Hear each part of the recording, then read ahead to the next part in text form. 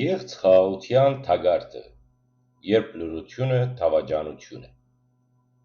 Երեմիա մարգարեի գրքի 6-րդ գլխում մեջ Աստված խստորեն կհանդիմանե այն հոգևոր առաջնորդները, որոնք տեսնելով ժողովրդի ու տաճարի ներսի փտածությունն ու անբարոյականությունը, փոխանակ մեղքը մերկացնելու գեղձ հանգստություն կքարոզեն։ Տերը գսե. Իմ ժողովրդի գոդրվածքը բժշկում են մակերեսորեն, ասելով խաղաղություն, խաղաղություն։ Այնինչ խաղաղություն չկա։ Միթե ամաչեցին, որ այդպիսի քարշելի բաներ արեցին, ոչ, ամենևին չամաչեցին և չիմացան,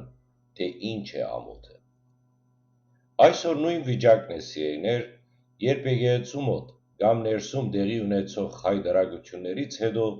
ոմանք փորձում են լրացնել արդար ձայնը ասելով, թե պետք չէ խոսել, որ եկեղեցու հեղինակությունը չտուժի։ Սա գեղձ խաղաղության թագարտն է, երբ մեղքը չի պատժվում, երբ ապօրինությունը գոծկվում է, իսկ անբարոյական ընթացք ունեցողները շարունակում են մնալ իրենց աթոռներին, դա արդեն մեռնելու աստիճանի ամոթալի վիճակ է։ Աստված լրություն չի կամենում, նա մաքրություն է պահանջում։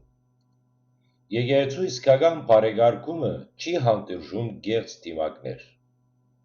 Լռել անօրենության առաջ նշանակում է դառնալ դրա մասնակիցը։ Ժամանակն է սթափվելու, ամոթը ճանաչելու և Տիրոջ տունը գեղձ խաղաղության պատրանքեն ու ներքին արատներեն սրբելու, որպեսզի կանգնենք Աստծո ճշմարիտ լույսի ներքո։